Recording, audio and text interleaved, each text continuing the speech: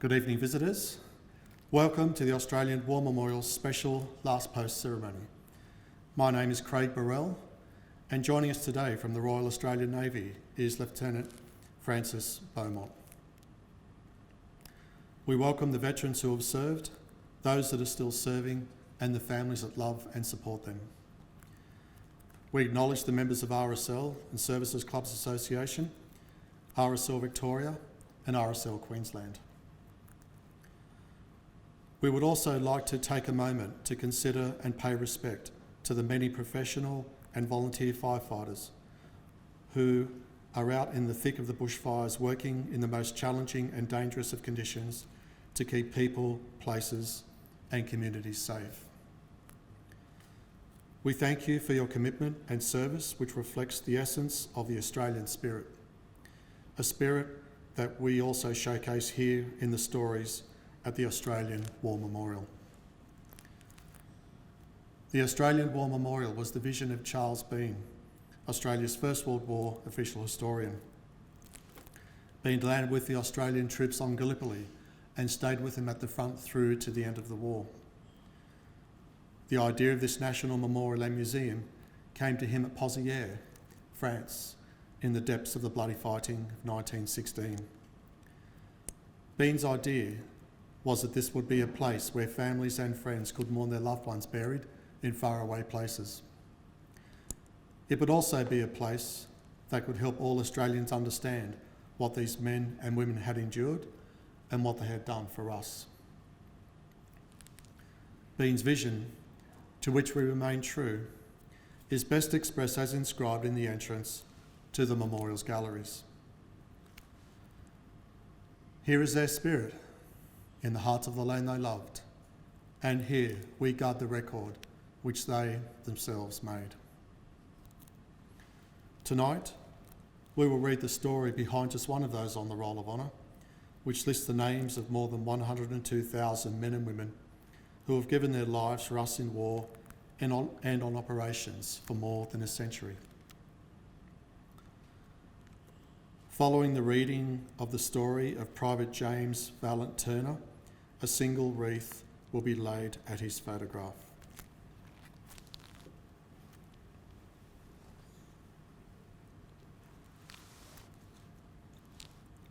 Today, we remember and pay tribute to Private James Valant Turner. James Turner, known as Val, was born in 1898. The eldest son of James and Elizabeth Turner of Kalgoorlie, Western Australia. He was educated at the Kalgoorlie Central School and went on to work in the post office. Turner enlisted in the Australian Imperial Force in May 1916. As he was aged 18 at the time, he provided written permission from his parents to enlist. After a period of training in Australia, Turner left for active service overseas, with reinforcements to the 27th Battalion. His voyage was interrupted by illness, which saw him transferred to a hospital ship for a few days, but he reached England in December 1916. Private Turner spent the bitterly cold winter of 1916 and 1917 in England, continuing his training, and then joined the 27th Battalion on the battlefields of northern France in June 1917. Shortly after his arrival, he was transferred to the 28th Battalion, which was training behind front lines. In July 1917, Private Turner was participating in a training exercise when a bomb prematurely exploded and badly wounded his right thigh. He was evacuated to hospital in England and took several months to recover. He did not rejoin the 28th Battalion in France until early 1918.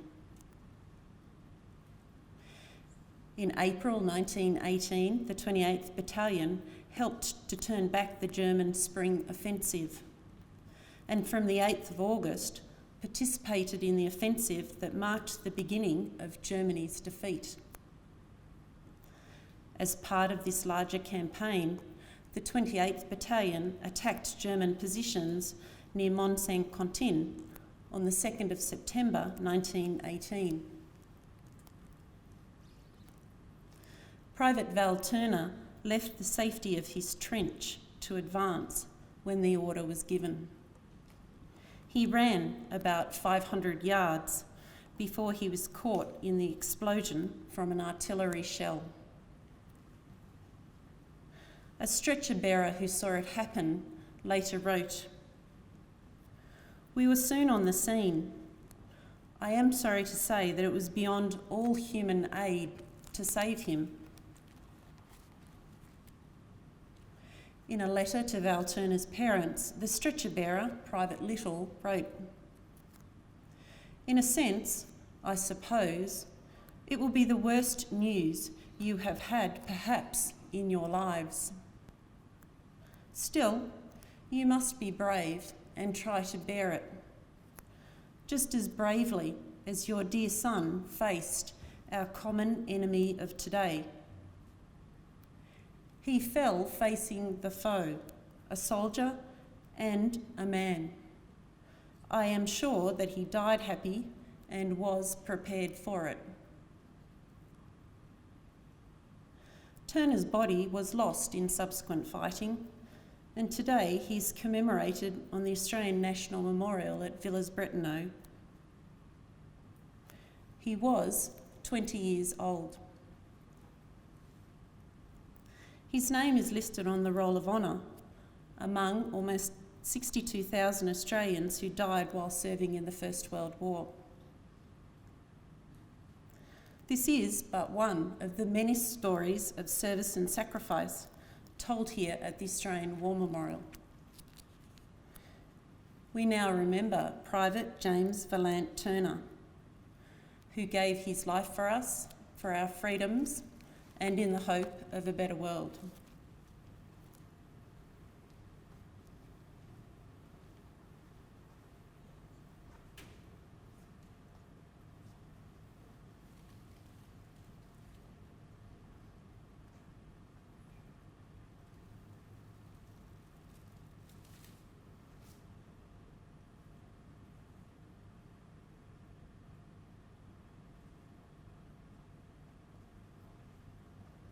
Please stand and remove hats for the reading of the ode and the sounding of the last post.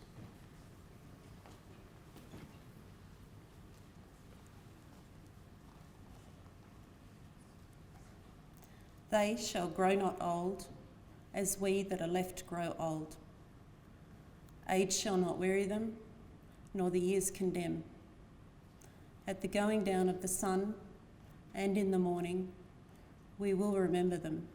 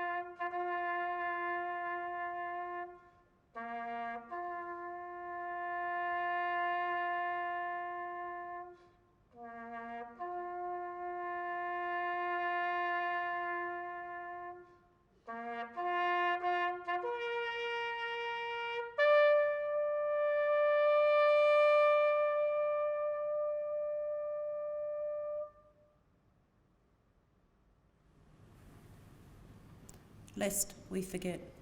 Lest we forget.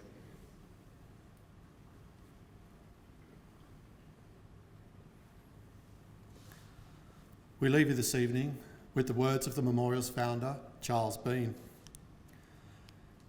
Many a man lying out there at Pozières or in the low scrub at Gallipoli, with his poor, tired senses barely working through the fever of his brain, has thought in his last moments, well, it's over. But in Australia, they will be proud of this. Ladies and gentlemen, girls and boys, that concludes the last post ceremony.